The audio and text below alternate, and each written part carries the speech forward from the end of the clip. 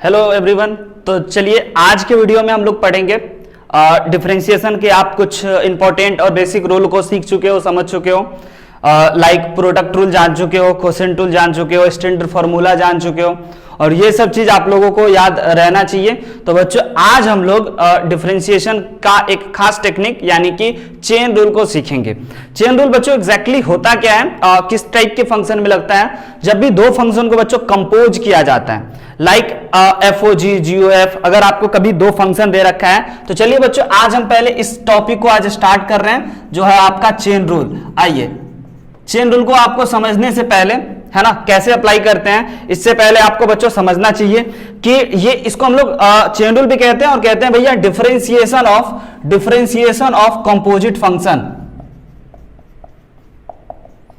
ध्यान से बच्चों, डिफरेंशिएशन ऑफ कंपोजिट फंक्शन भी कहते हैं। कंपोजिट फंक्शन इसीलिए कहते हैं क्योंकि ये दो कंपोजिट फंक्शन जो होता है उसको डिफरेंशिएट करने में इस रूल का हम लोग अप्लाई करते हैं, यूज करते हैं बच्चों। तो आइए सबसे पहले देख लेते हैं कि अगर आपको मान के चलिए बच्चों, अगर आपको कोई fx फंक्शन दे रखा है और gx फंक्शन दे रखा है और दोनों का दोनों बच्चों डिफरेंशिएबल फंक्शन अगर है, अगर fx और gx दो फंक्शन दे रखा है और दोनों का दोनों डिफरेंशिएबल है बच्चों, तो आपको पता होना चाहिए, आप फंक्शन में पढ़े होंगे कि fog यानी कि दो फंक्शन को कंपोज किया हुआ है, यानी कि fx में x के जगह पे बच्चों gx को रखा गया है। तो fog जो बनेगा बच्चों, तो हम लोग बिल्कुल इस टाइप के फंक्शन को डिफरेंशिएट करना एक्चुअली इसमें सीखेंगे। तो आइए हम आपको बताते हैं कि इस टाइप के क्वेश्चनों को बनाने के लिए क्या करना होता है कि भाई जो भी फंक्शन अंदर होता है ना बच्चों, उसको आप ना कुछ मान लो, t मान लो, u v w कुछ भी मान करके उसको आप डिफरेंशिएट कर दो। तो बच्चों ये जो चेन रूल है ना, यानी कि डिफरेंशिएशन ऑफ कंपोजिट फंक्शन,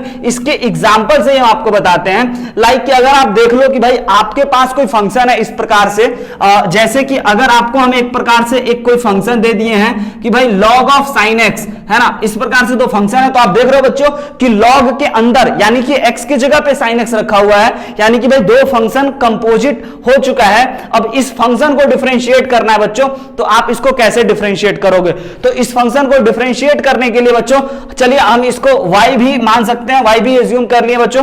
तो आपको इसको डिफरेंशिएट करने के लिए भाई क्या रहता तो आपका डिफरेंशिएशन आसान होता? ये आप सोचो कि sin x के जगह पे बच्चों आपका क्या रहता, तो अगर आपको डिफरेंशिएशन आसान हो जाता। तो बच्चों आप देख पा रहे हो कि अगर हमारा log ऑफ x रहता ना तो बड़ा मजा आता और इसको हम लोग बहुत आसानी से डिफरेंशिएट कर लेते, लेकिन ये साइन आकर के बच्चों ना डिफरेंशिएशन का काम थोड़ा सा गड़बड़ा दिया है। तो क्यों ना बच्चों हम लोग कुछ पलों के लिए इस sin x को ना t मान करके हटा ले, और जैसे ही बच्चों हम लोग इस sin x को अगर t मानेंगे तो ये जो हमारा y है ना, ये y of y is equal to log t बन जाएगा बच्चों। अब आप देख पा रहे हो कि इसको डिफरेंशिएट करना आसान है और इसको भी डिफरेंशिएट करना आसान है बच्चों। तो हम लोग यही करते हैं कंपोजिट फंक्शन में कि भाई किसी फंक्शन को ना आप t एज्यूम कर लो, जो फंक्शन आपको तकलीफ दे रहा है, दिक्कत दे रहा है, जिसकी वजह से आप डिफरेंशिएट नहीं कर पा रहे हो, तो उस फंक्शन को आप t एज्यूम करके अलग रख दो और फिर जो आपको y क्या बनता है उसको आप लिख लो बच्चों। अब आपको फिर बच्चों दोनों को डिफरेंशिएट कर देना है। तो आपको पता है बच्चों कि अगर y is equal to log t दिया हुआ है तो इसको डिफरेंशिएट आप t के रिस्पेक्ट में करोगे तो आपको यहां से dy अपॉन dt जो है बच्चों वो 1 अपॉन t मिल जाएगा। जैसे कि log x का डिफरेंशिएशन बच्चों x के रिस्पेक्ट में 1 अपॉन x होता था, उसी प्रकार से log t का डिफरेंशिएशन t के रिस्पेक्ट में बच्चों 1 अपॉन t होगा।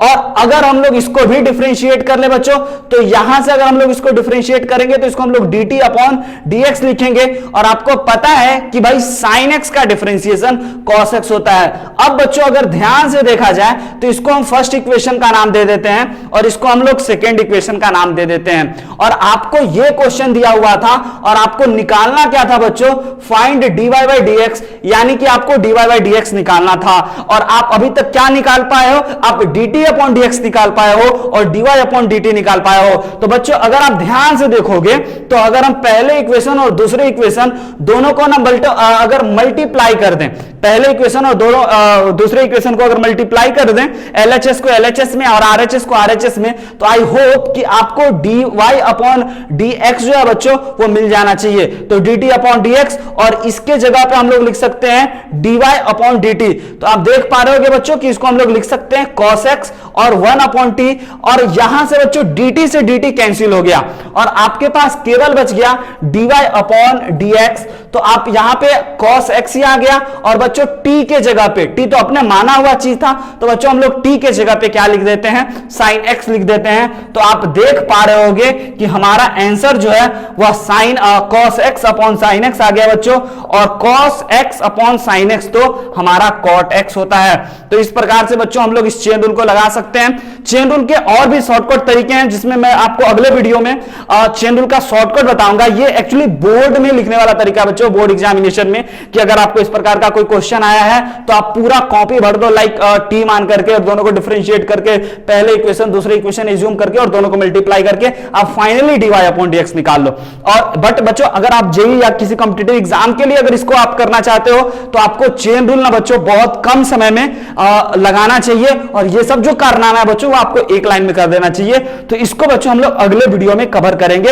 अभी फिलहाल हम बेसिक ऑफ चेन रूल लगाते हैं और कुछ प्यारे प्यारे और एग्जांपलों को देखते हैं बच्चों और बनाते हैं। तो चलिए बच्चों, आपके सामने ये क्वेश्चन हो गया, अगला क्वेश्चन देखते हैं बच्चों, है ना। आई होप कि आपको ये चीज समझ में आया होगा और आप ये चीज दूसरे क्वेश्चन में इंप्लीमेंट कर पाओगे। तो आइए बच्चों, आपको ये चीजों को अप्लाई करने के लिए क्या करना चाहिए, तो हम आपके सामने एक प्यारा सा एग्जांपल ले लेते हैं बच्चों एक और, कि अगर आपको y is equal to cos of log x दे दिया जाए, ध्यान दीजिएगा बच्चों, अगर आपको y is equal to log cos of log x दे दिया जाए, इससे पहले लॉग ऑफ साइन x था, तो आप सोचो कि क्या रहता, तो आपका डिफरेंशिएशन आसान रहता।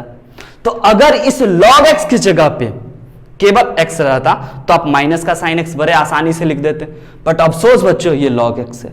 तो क्या करोगे, इस log x को आप t एज्यूम कर लोगे, राइट है बच्चों। इस log x को अगर आप t एज्यूम कर लिए तो आपका जो क्वेश्चन है बच्चों वो y is equal to cos t बन गया, और अब आप इस cos t को भी t के रिस्पेक्ट में डिफरेंशिएट कर सकते हो, और इस log x को भी x के रिस्पेक्ट में डिफरेंशिएट करते हो। तो सबसे पहले बच्चों यहां से हम लोगों को dy अपॉन dt निकालना चाहिए। तो dy अपॉन dt आप देख रहे हो भाई, माइनस का sin t हो गया, और अगर इससे यहां से इसको डिफरेंशिएट करें बच्चों तो ये dt अपॉन dx आ गया, और dt अपॉन dx बच्चों हमारा 1 अपॉन x, फिर से इसको पहला इक्वेशन और फिर से इसको दूसरा इक्वेशन, और दोनों इक्वेशन को बच्चों हम आपको कहेंगे कि भैया मल्टीप्लाई कर दो। तो इक्वेशन फर्स्ट और इक्वेशन सेकेंड को अगर आप मल्टीप्लाई करोगे बच्चों तो आपको dt upon dx multiplied with dy upon dt is equal to 1 upon x into का बच्चों माइनस साइन टी, और आप देखोगे कि भाई आपका ना डी dy अपॉन dt देखोगे तो आपका dt से dt कैंसिल हो गया बच्चों, और आपके पास आ गया dy upon dx is equal to 1 upon x multiplied with minus sign, और t के जगह पे बच्चों हम लोगों को लिख लेना चाहिए log x।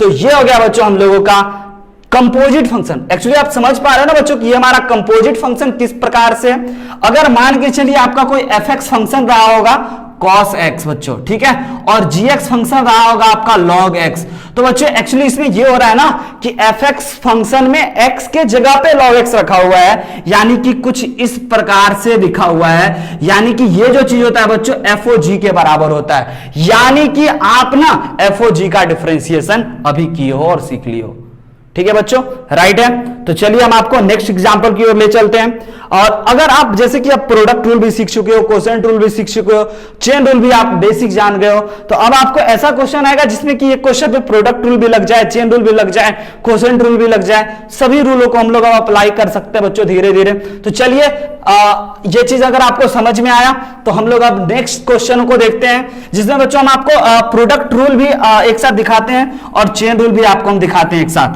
और अगले ही वीडियो में बच्चों आपको हम शॉर्टकट बता देंगे इसका कि भाई चेन रूल को बहुत कम से कम समय में किसी बड़े बड़े फंक्शन को भी देख करके हम लोग कैसे बनाएंगे। तो सबसे पहले अगर हम आपको एक एग्जांपल दे दें तो e to the power x example के तौर पे बच्चों, और दूसरा साइन बी एक्स। अगर आपको दो फंक्शन इस प्रकार से दे दिया गया है तो आप देख सकते हो कि भाई दो फंक्शन तो मल्टीप्लाई में है, तो बच्चों अगर ये मल्टीप्लाई में है तो भाई इसमें प्रोडक्ट रूल लगेगा। तो प्रोडक्ट रूल आइए लगाते हैं बच्चों, प्रोडक्ट रूल लगाते हैं। तो प्रोडक्ट रूल क्या कहता है भाई, पहले वाले फंक्शन को ऐसे लिख दो और दूसरे वाले को डिफरेंशिएट कर लो।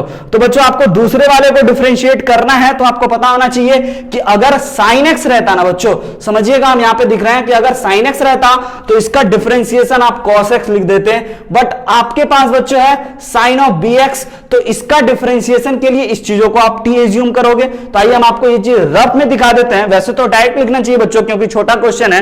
तो अगर आपको इसको ना t अगर मान लेते हो बच्चों तो यहां से आपका dt अपॉन dx ना b के बराबर हो जाता है, ध्यान देने वाली बात है।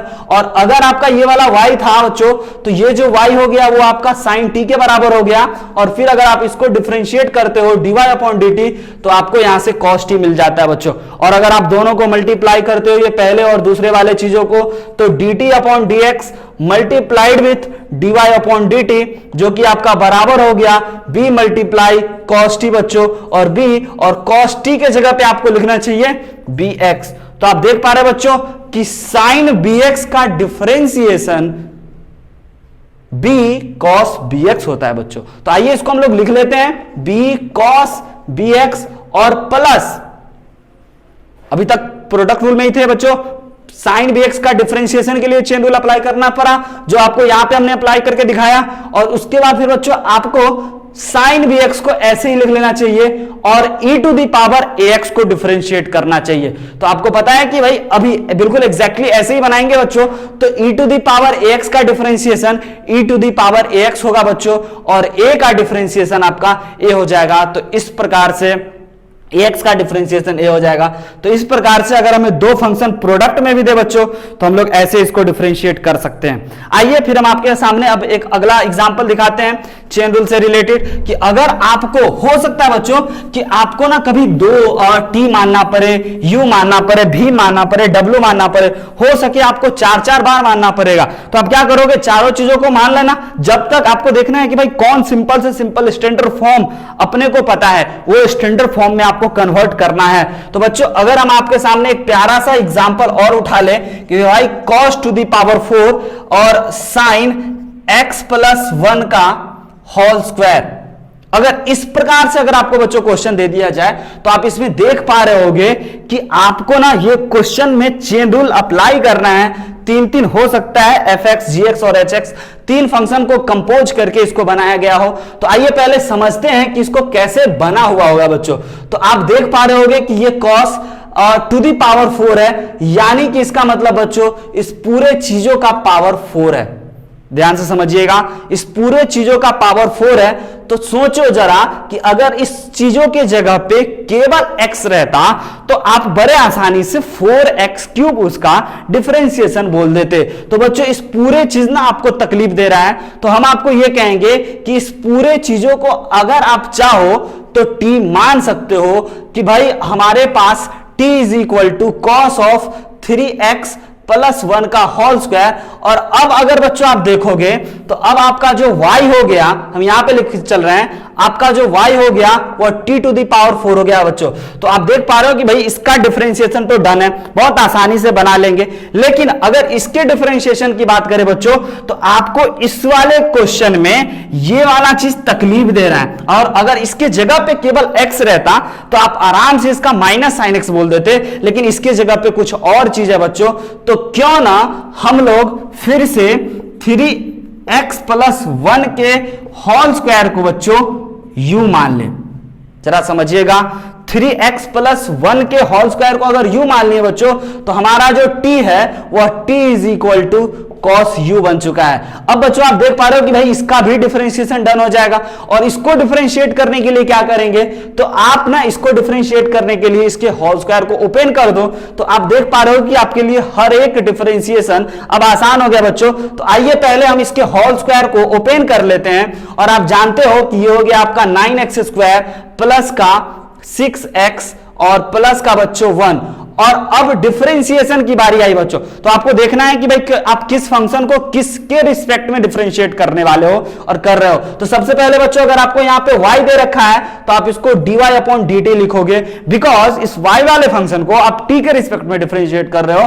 तो dy अपॉन dt जो हो गया आपका 4t टू द पावर 3 बच्चों, और यहां से हो गया आपका इस वाले फंक्शन को अगर आप डिफरेंशिएट करोगे तो आप t को डिफरेंशिएट करोगे u के रिस्पेक्ट में, सॉरी बच्चों u के रिस्पेक्ट में आप डिफरेंशिएट करोगे तो भाई cos u का डिफरेंशिएशन माइनस का साइन u हो गया, और इस वाले फंक्शन को u को आपको डिफरेंशिएट करना है x के रिस्पेक्ट में, तो आप लिखोगे du अपॉन dx। अब आइए बच्चों अब इसको डिफरेंशिएट कर लें तो आप देख पा रहे हो कि भैया इसका डिफरेंशिएशन 18x हो जाएगा और इसका डिफरेंशिएशन 6 हो जाएगा बच्चों। तो क्यों ना हम इसको पहला और इसको दूसरा और इसको तीसरा इक्वेशन समझ करके तीनों को अगर बच्चों मल्टीप्लाई कर दिया जाए तो आपके पास जो भी एक्स्ट्रा चीज है u d ये सब हट जाएगा और हमारे पास जो है वह केवल dy अपॉन dx बच जाएगा। तो एक्चुअली क्वेश्चन यही था कि if y is equal to इतना बच्चों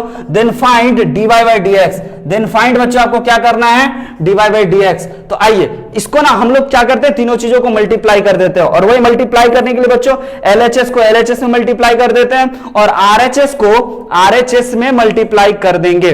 तो सबसे पहले आप देख पा रहे होंगे कि हम सभी LHS वाले चीजों को इस तरह से लिख दें बच्चों, और RHS वाले चीजों को इस प्रकार से हम अगर लिख दें, और ये चूंकि आप देख रहे होगे कि भाई एक छोटे से क्वेश्चनों को बनाने में इतना टाइम लग रहा है बच्चों, तो एग्जैक्टली ये बोर्ड का मेथड है। बोर्ड में इस प्रकार से हम लोग फुल रिटन सॉल्यूशन लिखेंगे, बट इसको शॉर्ट ट्रिक से बनाना आपको आना चाहिए क्योंकि ये तो बहुत छोटा है। धीरे धीरे आप डिफरेंशिएशन में के क्वेश्चन हो, धीरे धीरे आपको ऐसा फंक्शन मिलेगा कि इन सभी चीजों में अगर आप इतना समय बर्बाद करोगे, इतना बोर्ड पे या कॉपी पे इतना अगर स्पेस ऑक्यूपाई करोगे तो आपके लिए बहुत अच्छा नहीं होगा। तो इसका हम शॉर्ट ट्रिक बताएंगे बच्चों अगले वीडियो में। फिलहाल के लिए आप इतना देख लीजिए कि इसका प्रॉपर मेथड क्या है बच्चों, प्रॉपर तरीका क्या है। तो प्रॉपर तरीका आप छोटे छोटे 2-3 एग्जांपल से आई होप कि आपको समझ में आया होगा। और आपको जो बच्चा यहाँ पे आया है कि आप देख पा रहे हो कि जहां जहां u और t है, इस u और t को बच्चों आपको हटा लेना चाहिए, और यहां से आप देखोगे कि भाई dt से dt कैंसिल और du से du कैंसिल, तो आपके पास बच्चों केवल बच के आ रहा है dy अपॉन dx, और ये वाला जो चीज है ये हमारा हो गया 18x प्लस का c बच्चों, और मल्टीप्लाइड विथ माइनस का साइन u, और u के जगह पे बच्चों हमें क्या लिखना चाहिए, तो भाई 3x प्लस 1 का होल स्क्वायर, और उसके बाद बच्चों अगर आप देखोगे 4t क्यूब, और t के जगह पे बच्चों हम लोगों को क्या लिखना चाहिए, तो ये वाला चीज हम लोगों को लिखना चाहिए t के जगह पे लिखना चाहिए cos 3x प्लस 1 का होल स्क्वायर का पावर बच्चों 3। तो आई होप कि आपको ये चेन रूल समझ में आया होगा।